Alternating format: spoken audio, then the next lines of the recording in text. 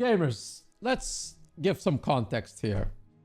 For those who are not aware, if you're not in the trading community, which by the way, you should join the Overflow Discord and any other trading community that exists. Let's put some context. Over the past few days, there's been a huge ban wave. Isn't that right? Yep. A huge ban wave. Let's just call it what it is. It's been a huge ban wave that's been happening. Would you like to explain what that ban wave is about? Okay, so I think starting on Friday evening or Saturday morning, I got some messages from people saying that, hey, I got banned. 72-hour ban. And the statement that was being given everybody, it was for botting or third-party macro usage. Actually, I can give you the exact phrasing because I got notified about it on Monday morning. No, actually Sunday morning, actually. But they said accounts been observed displaying numerous characters consistent with automated gameplay and or the use of third-party programs that cannot be replicated with the use of the macro system and other available in-game tools. So a bunch of people got hit with the ban. It seems to be related to UnID processing. If you guys have noticed over the past 3 days, the price of UnIDs has plummeted. You could actually see when the ban wave started if you go to GW2BLTC and look at the price graph on green UnID gears.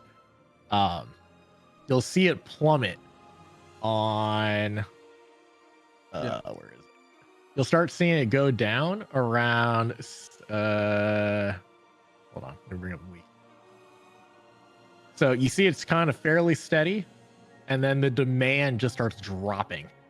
And it really drops on Sunday. That was like a day after the ban started, which is basically no one could put in new buy orders, and all the existing buy orders got filled. So I got messaged by a bunch of people trying to figure out what happened, and everyone that messaged me said that they did UnIDs. I got told by one person, like they showed me their code because I wasn't banned when this first happened. And like their stuff was way slower than what I did, so I was kind of surprised. Like I didn't get hit with the first one; I got hit with it the second day. But we did get a response that someone sent in that customer support basically said that they were seeing the person using their extractor way faster than they thought should have been possible. But the problem with that is that everyone's macros I've seen, they're all just moving your mouse to an item, dragging it into the extract window, and then clicking the extract button, and then moving on to the next item, right? Yes. Like this person that got this response, well, he's telling me, I don't know if he actually is, but he says he was sitting at the computer the entire time, like just spamming buttons to do it. But his extractor was also not very fast compared to others I've seen. But he specifically got told this account performed consecutive use of upgrade extractor in a time frame impossible with existing in-game mechanics. So the extractor does not have an extract all function like the salvage-matics. The salvage-matics, you could do salvage all, even though that's also relatively slow. You could salvage a lot faster in-game if you spam click versus just salvage all, right? But there is no option for that for the extractor. So now the question, it all comes down to Arenet's macro policy. If you guys haven't seen the macro policy, I'll post a link for it in MM's chat. But they flat out say you can create an auto clicker that opens or consumes a stack of items, right? Well, so let's bring it up on stream. This is the macro policy right here on the stream. Okay. So yeah, that second line item under the few common macros allowed in game, that's obviously aimed at. So this was before they actually made this article before salvage all was a thing and open all was a thing in game. So before, if you had a stack of champ bags, you had to sit there clicking 500 times to open it all. So a lot of people had auto clickers, like just set them on their mouse. You know, you could really do that really easily in any of the gaming my software, like Corsair, Razer, Logic, any of them can do that, right? So they allowed that because everybody was doing that. All right, so a lot of the people that do UnID processing read into that, expanded. Well, what do they mean by consuming a stack of items, right? Because My process to consume a stack of NIDs is to open the entire stack, extract all the items, and then I vendor all the greens. That's how I consume a stack of items. So, and then at the very last thing where the things that are not permitted, they said each macro should represent a single action that requires user input before repeating the action. So now the question is, what do they mean by action? This is, I think, the gray area that is hard to address, right? Because this is what we talk about. And we talked about this on stream multiple times in different podcasts. And is when you take the mouse, right? When you click, that's an action. But when you drag the mouse to the extractor, is that an action? Oh, you can even take that a little further. If you talk to like a network administrator or something like that, right? What do you see coming out of a computer? Like, when are you actually transferring packets, right? Because you moving your mouse in a circle, that's only UI, right? You're not actually sending anything to the server, right? If you click an item, you're like not equipping it, just moving your mouse, like holding your mouse button down on an item and like swinging around in a circle. You're not sending any packets because there's no change of state. Okay. So if you move your mouse to an item, then you pulled your mouse button down and then drag it to the extract window. Nothing's been sent to the server at this point. When you click the extract button, now you've pulled off that upgrade. Now something had to get sent to the server because it has to update your game state. So what is considered an action? Is a mouse moving considered an action? Is a mouse click considered an action? Or is the entire thing of I extracted an item because that's the only time the server says, hey, something changed in your game? Is that an action? Right? So that's the big question. What is considered an action? Yeah. See, so they do say that requires user input. So I guess that's where it's like, okay, a mouse click. If we go back to here, look at blue units right now. When was the ban wave, you think? When I say ban wave, by the way, guys, I actually mean that a lot of people have been getting bans or based on simple inventory management scripting, simple forging scripting. So it's... Well, we don't know if the forging scripting is doing anything right now.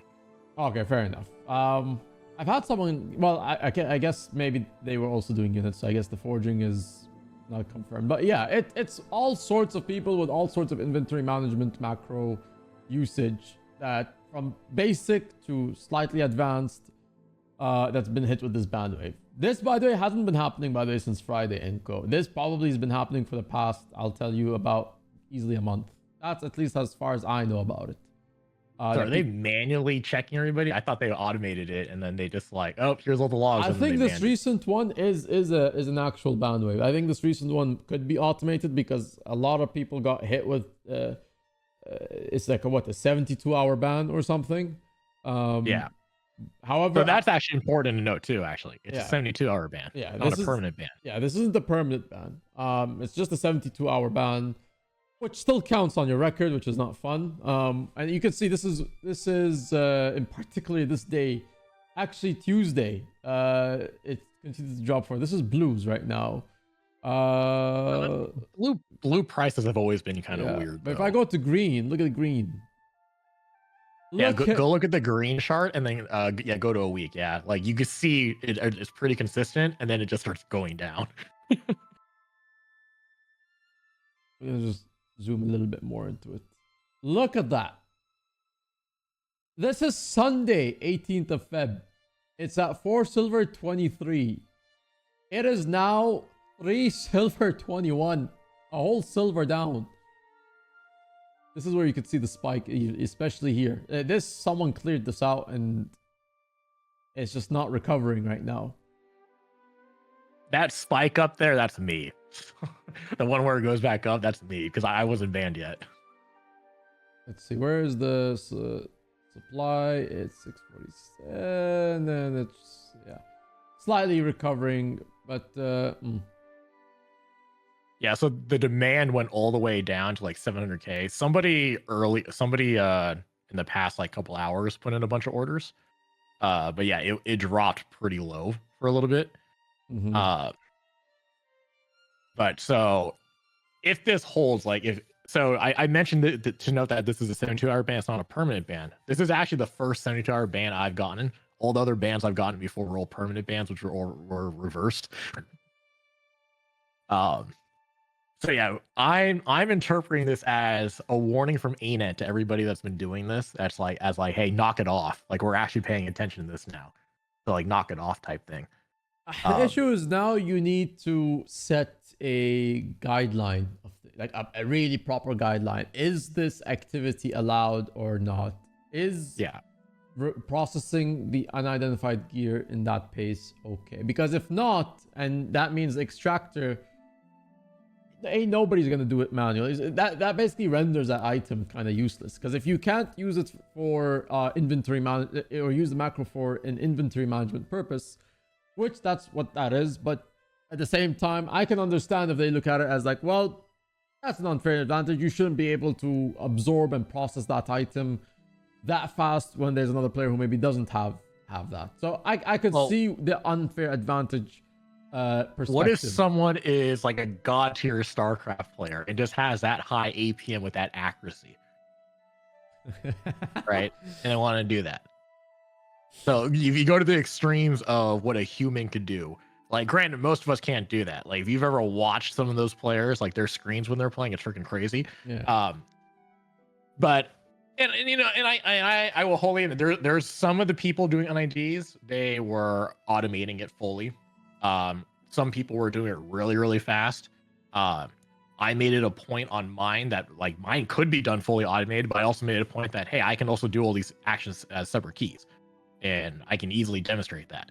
But like, so my extractor process takes about 30 milliseconds. The guy that I was talking about earlier, his was 300 milliseconds per. So if the speed's the problem, like, mine will happen as fast as I can spam a button. If that's the problem, then that's one thing. If the problem is that they're seeing it as like, we just have them, like, you shouldn't be using macros at all. This is a bigger problem than IDs, right? Because there's a lot of things. There's a lot of Blish modules. There's a lot of Blish HUD modules that are macros. Yeah, like and you guys don't see it as macros. Yeah, a lot of them are actually considered. You can actually then play the same. This opens just too many questions now, because if they take a stance on this, then half the mods on Blish HUD also have to get taken down. So if they're really going to start enforcing it, it's that anything that gives you an advantage over other people, even top overlay, we're going to start acting it. Well, so I'm just thinking of the Blish modules right now. Like I'll pull up the. Well, I guess I can't look in game because I can't get in game right now on my main account, anyways. But the pathing module, right? Like the all the mapping ones, shows you optimal paths that people have come up with. The ones that put down flags and raids to show you where mechanics are going to happen, or like the mechanic, or like the raid timers. Mm-hmm. You can argue that gives you an advantage. There's a Blish HUD module that will consume food for you, like when you press a key. Like that's a flat out key press macro, right? Like right now, like for an extract macro, I press a button and it moves my mouse to an item, or actually the one I have set up on my mouse, which I won't use until they tell me otherwise.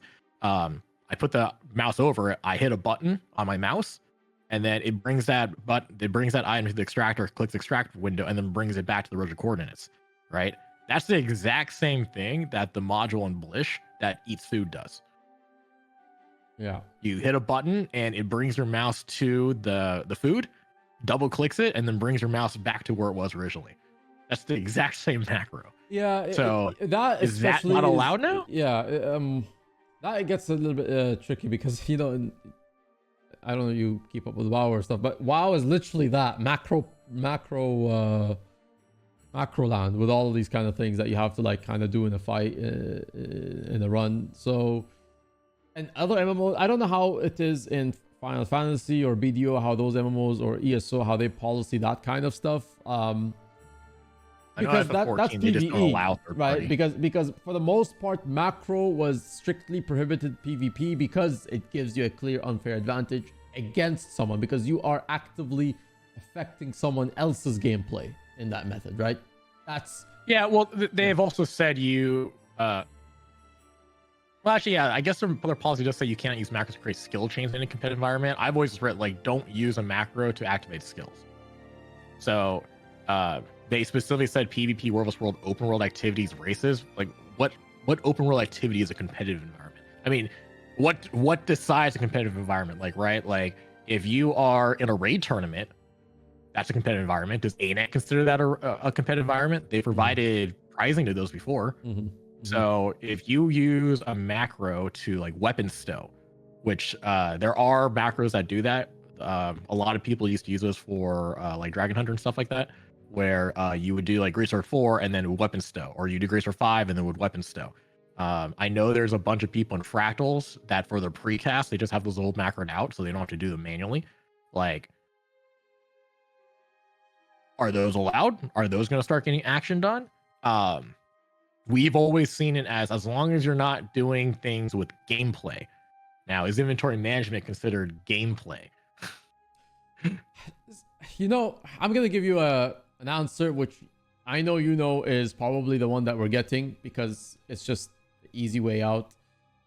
I don't think we're gonna get clear established guidelines because the moment they do, that also creates too many case-by-case scenarios for them, right? The fact that it's a gray area now, sure, already creates that case-by-case environment, but the more you address it, the more likely you are going to come up with more holes down the line. And to me, I would rather they give a clear stance at least on units or inventory management, but I don't know if I want a clear one on everything because then I can see people trying to pick and choose the loose plot holes in those maybe rules and then going after those. And then they're going to have to address every single one of those. So this is where I understand where Arenanet just, it's not in their favor to fully specifically give a reason. And they have to do it in like broad strokes in sort of ways. It's annoying, but it's the business. Yeah, and like as far as defining what an action is, I guess they like maybe they want to keep it vague because like if we know exactly what they will ban for, then we can just work around it, right?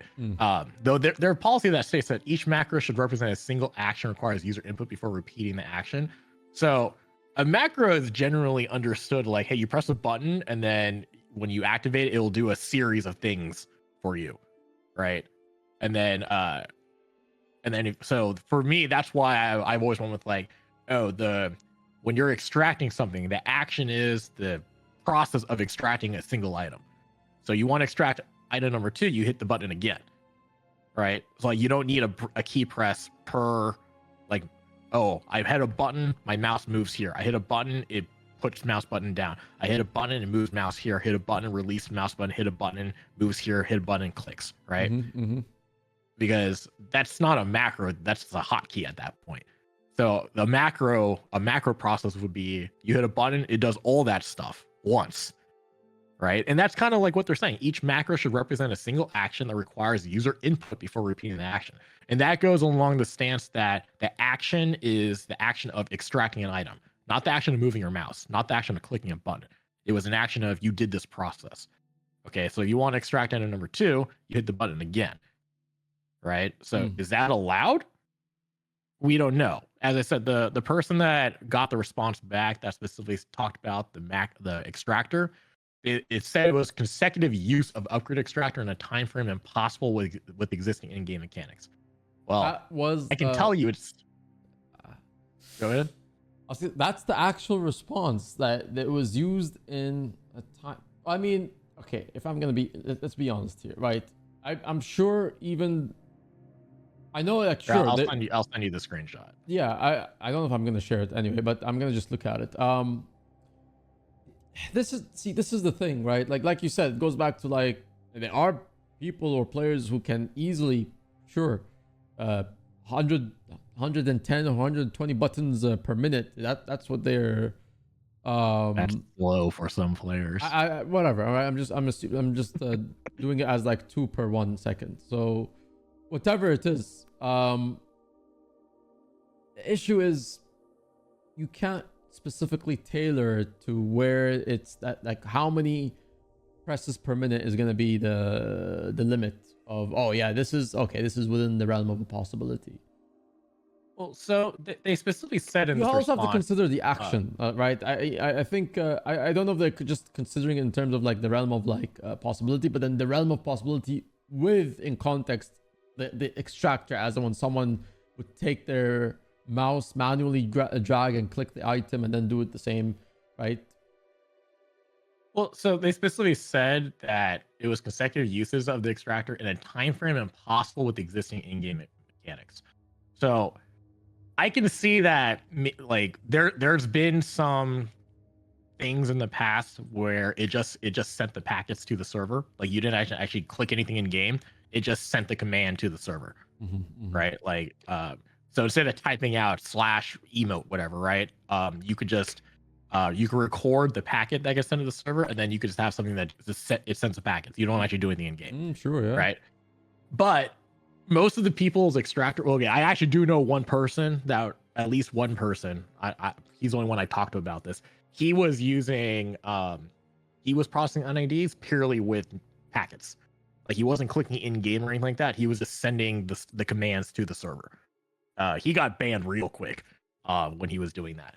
But when they say a time frame impossible with existing in-game mechanics, like I can tell you right now, all my macros that I use, they're all done in game. So it's obviously in-game mechanics can be utilized this way.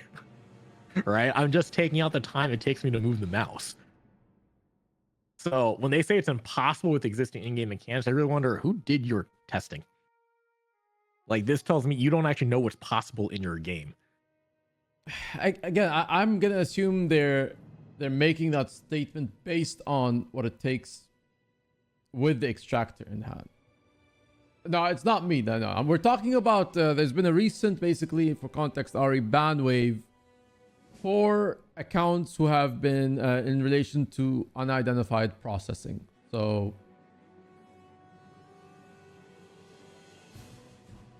that's where it comes down to, right? Because this isn't a few clicks, right? If you were to do it manually, you have to take, your mouse and drag it. And sure, you could do positioning here to make it easier, but it's still, how likely is it that you are able to go through the whole stack in that one go?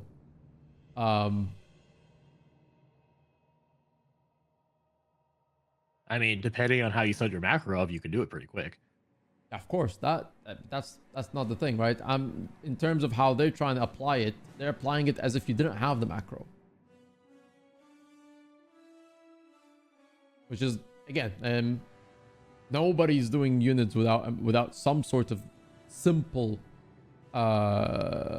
macro in-house done at least. So I don't know.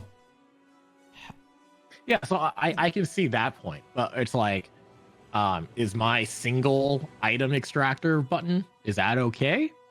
Like if I put my mouse over, hit a button to extract it, and then I move my mouse to the next one and extract it, like I move it, the mouse movements are manual, or the mouse item selections manual. That's the problem. Is it's like what is allowed? Because like I would still be willing to process UNIDs that way, but Yeah, I don't know if my extractor button is allowed anymore.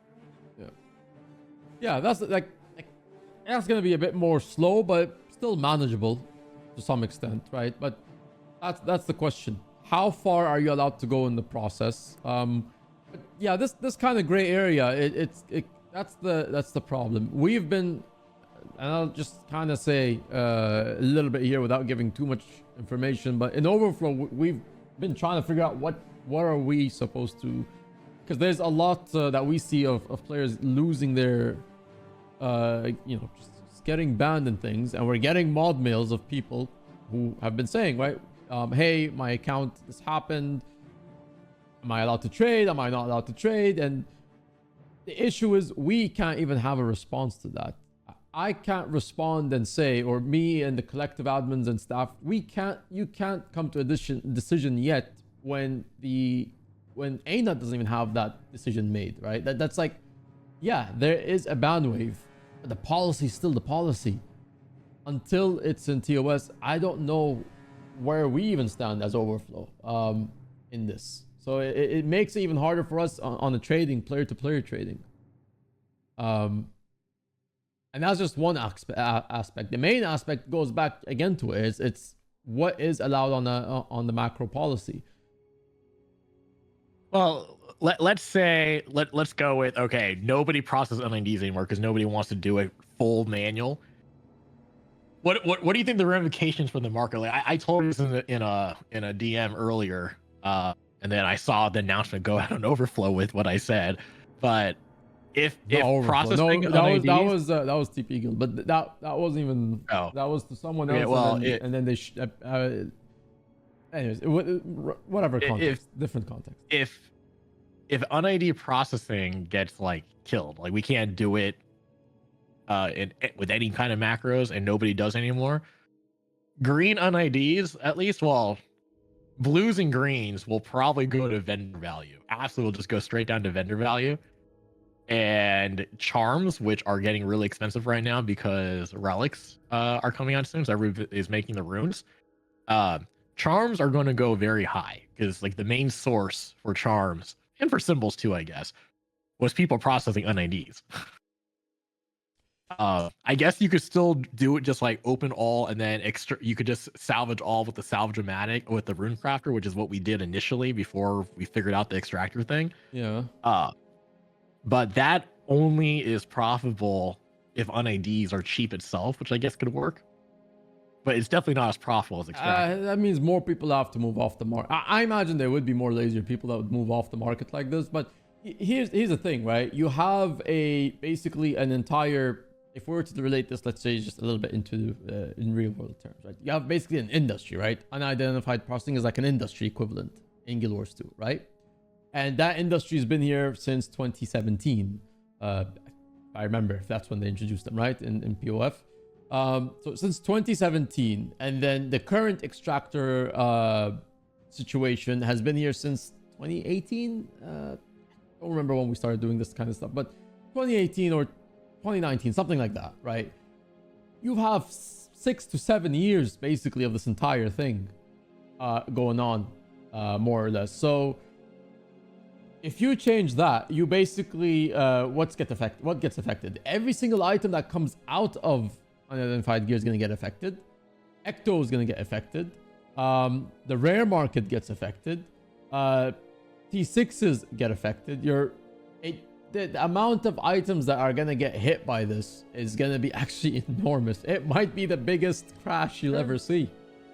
Well, I don't think it's going to be exotics will go up. Like, because just think of everything we get out of UNIDs right now will go up in price because it's the production of them is gone, right? The consumption of UNIDs will go down, which means the demand's going down. What does that mean for the entire player base?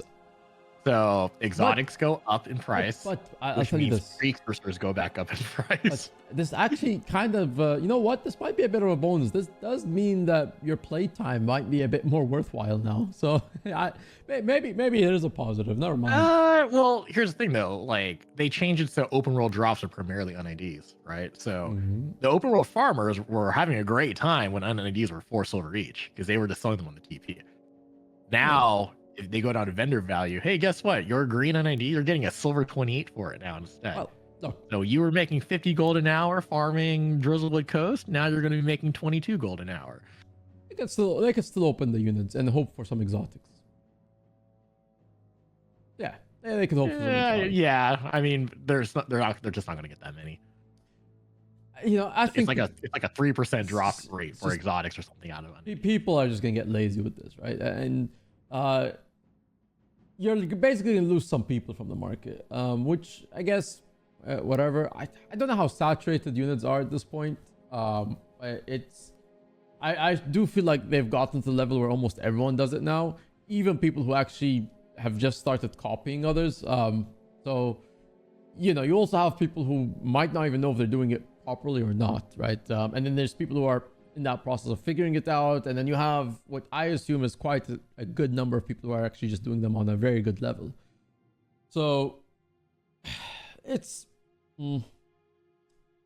definitely you're gonna feel the effect, because the one thing is that policy right now, there's gonna have to be an answer at some point, right? I don't know how many people will get the same answer, because the issue is and this has happened before, people have gotten different answers for the exact same thing that they were, let's say, suspended for or banned for. True. So that's the worrying thing to me, is that, let's say, these people who, everyone who's been caught up in this wave, if the answers differ so greatly, that's going to cause an even bigger problem, because that's going to even maybe more confusing for everybody who's gone through it.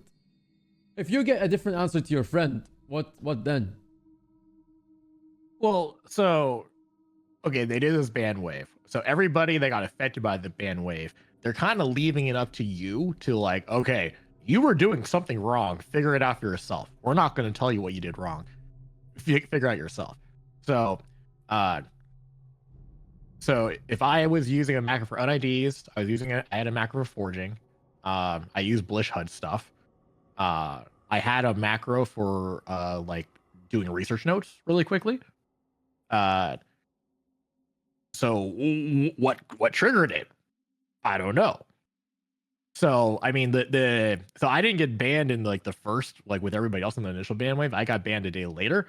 But in that day, like I did like one batch of UNIDs, but I also processed all the exotics I had built up.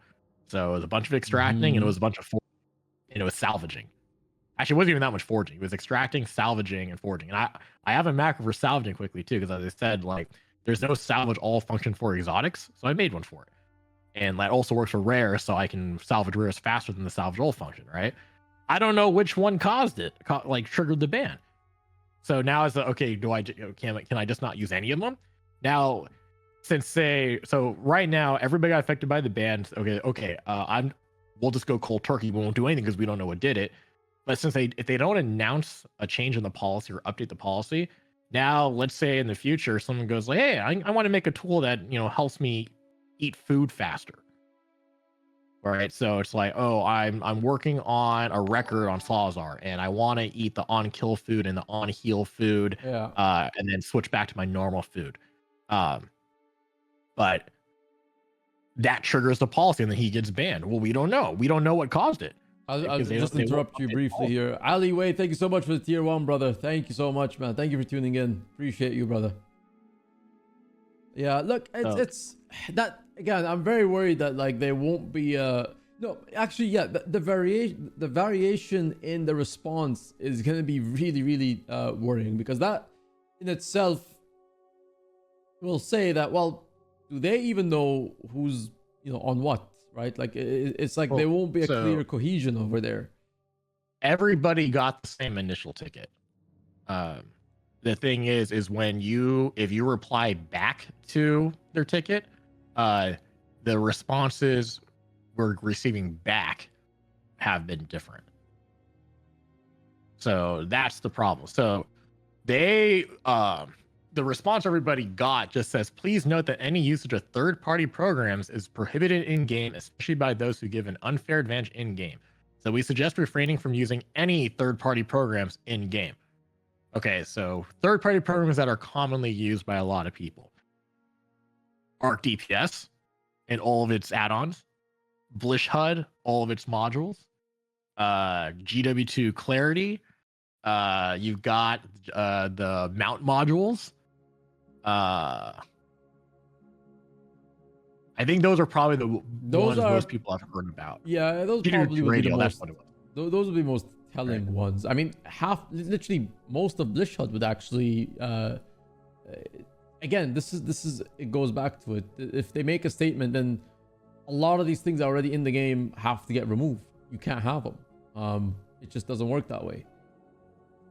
Well, because the thing is, they're telling don't use any third-party programs. They could make it simpler, but they could, yes. Like Arc DPS has kind of been whitelisted, right? Like I know Delta Connect goes through them and like checks everything. But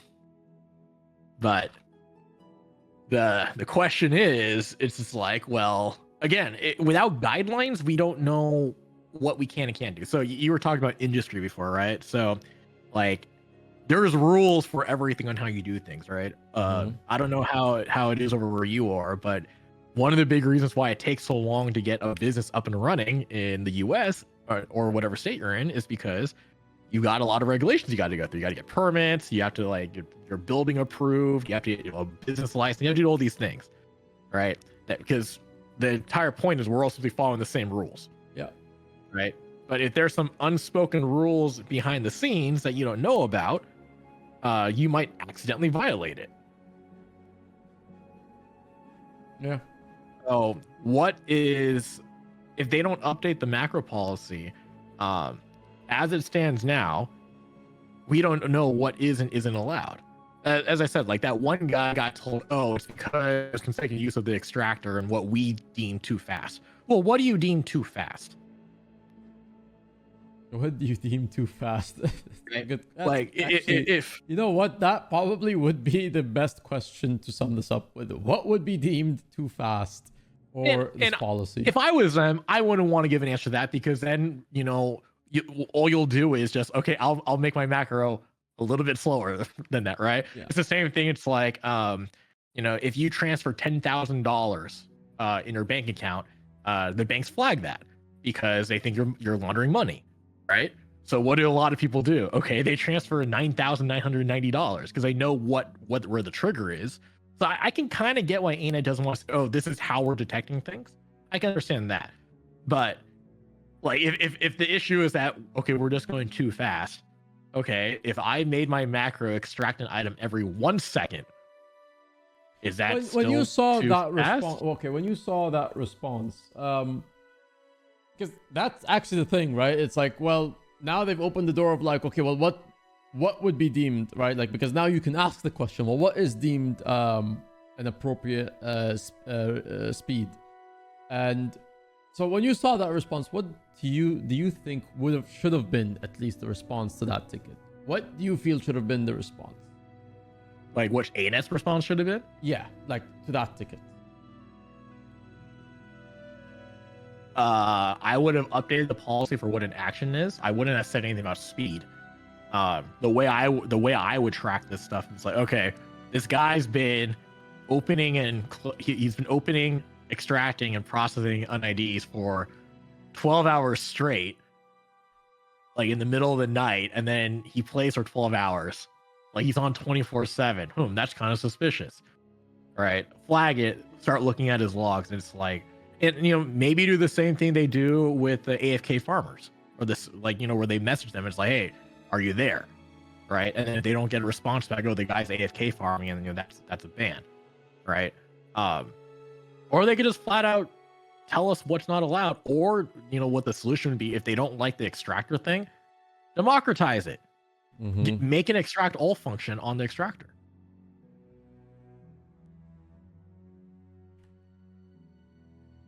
So, yeah, as Stiffy said in your chat, like they didn't get any details. So, different people have told me they've been getting told. Well, that one person got, like, he specifically got said it was something about the extractor. Everybody else has just been getting told, oh, you're not going to get a response back even if you keep replying to this.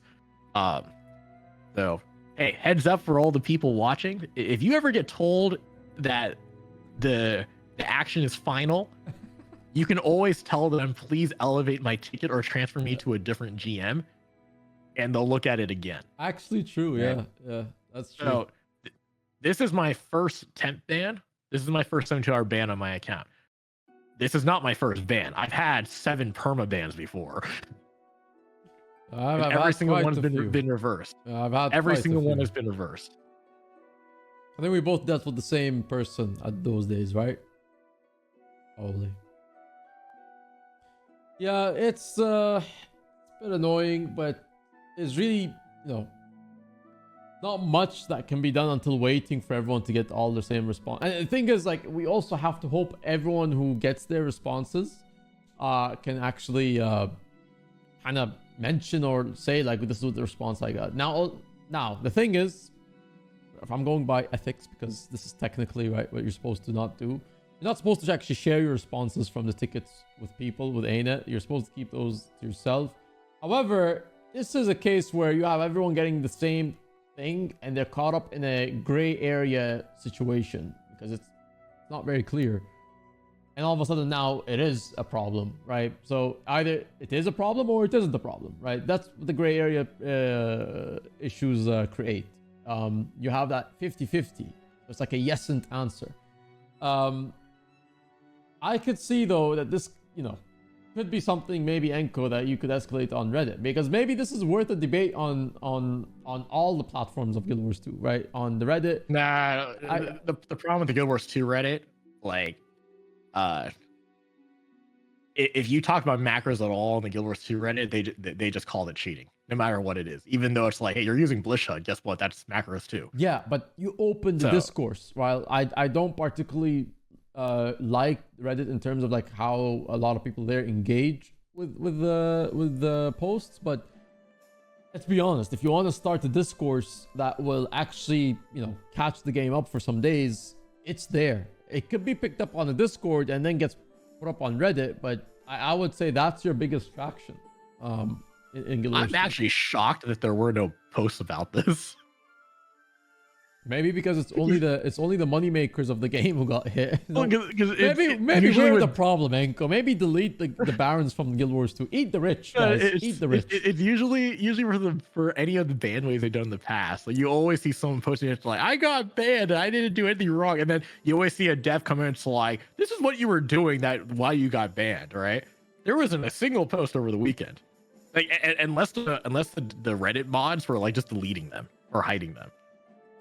As I said, eat. That's possible rich. too. No, eat the rich. That's basically the deal. I don't know, but I actually think it's something that should be posted somewhere there. Because yeah, like you said, sure, a lot of people don't like to engage in that conversation or are very one-sided, but that also opens up all the other arguments, like you said. Well, what about Blish HUD? What about Arc DPS, right? Everything. It just opens the door to everything. And that will at least open the engagement to discuss this, which I think is important. I mean, I don't know. It's just been going on for so long, and for them to like take action on it after 4 or 5 years, where they're finally doing, and then they don't update the policy. I don't know. It's what it is. So to conclude, we're basically literally in a waiting game situation. We got a gray area on the macro policy, mass ban waves happening. What's next? Find out on this episode of Guild Wars 2 Baron Chronicles. We'll see if I get a response back. Oh. Did I send you what I submitted? I did not. I don't know. You told me you were gonna submit one yesterday or something. Nah, I just did it like an hour ago. I didn't have time to do it until now. Fair enough. That's what I sent. And I am totally open to having a discussion with Arenanet about like, hey, this is why your policy's unclear. Can we clear this up and talk about it so that way it isn't a gray area anymore, and then we know that, oh crap, yeah, the stuff we weren't doing you guys don't like, so we won't do it anymore. Like, yeah, I'm looking at your response. I'm not gonna read it because maybe you don't want me to read it out here. Yeah, but you're actually addressing the entire policy they have right now. Actually, this is exactly.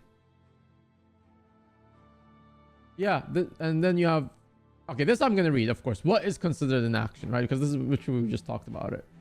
Are mouse movements considered separate actions? Are the mouse clicks considered a separate action? Or is it considered one action that you extracted an item? Yeah, I think it comes down to this. If they could figure this out, if this could be answered, because this ultimately is like where the issue starts happening from. And then everything after that starts from here. So I really hope to see what response you can get to that, because I don't know if most people submitted the ticket that way. I think most people just submitted the ticket with the idea of like, hey, what did I do wrong? Or hey, I did this. But yours is more of like also literally, let's talk about this. Let's adjust the situation here. So yeah, because the issue is what's an action, right? Because my extract macro, do you know what it's derived from? It's derived from my forge macro, where it's just like I double click 4 spots and then click forge, right? And then that was derived from my salvage macro, which was double click silver fed, click an item, click yes, and then double click the silver fed again, right? So this all comes down to is salvaging an item the action, or is double clicking the silver fed in action, clicking the item in action, clicking yes in action, right? Is that 3 actions or is that 1 action? So that's where their policy is unclear. And I have always written my macros in a way that if I did get actioned on, I can explain them why what I'm doing is in accordance with their policy. And that's how I got all those previous permabans like reversed. The problem is that they're dealing with a lot of tickets right now because of everybody that got banned. Yeah, I'm sure. You know, and also, again, this something I want to say to chat is like, this doesn't actually, you know, it's not fun for them as well. You know, for them it's equally, like, I'm sure, frustrating, right? Because they know they have to give something of a clear guideline, but at the same time they can't make it too clear that it will expose loopholes that people can use later in the future. So, and that's the worst part, is that depending on how far they want this to go or not, they're gonna have to figure out where the line has to get drawn. And people will still figure out a way, right? So there's gonna be someone who might still find a way to exploit something, and that's just the situation. It's not fun. It's not fun for anyone. So, anyway, well, this has been interesting, to be honest. I hope I actually would like to see what that response would look like. In fact, I would love to see if there could be an open forum discussion on this, or maybe a selected discussion. I don't know, but there needs to be something, something that's done.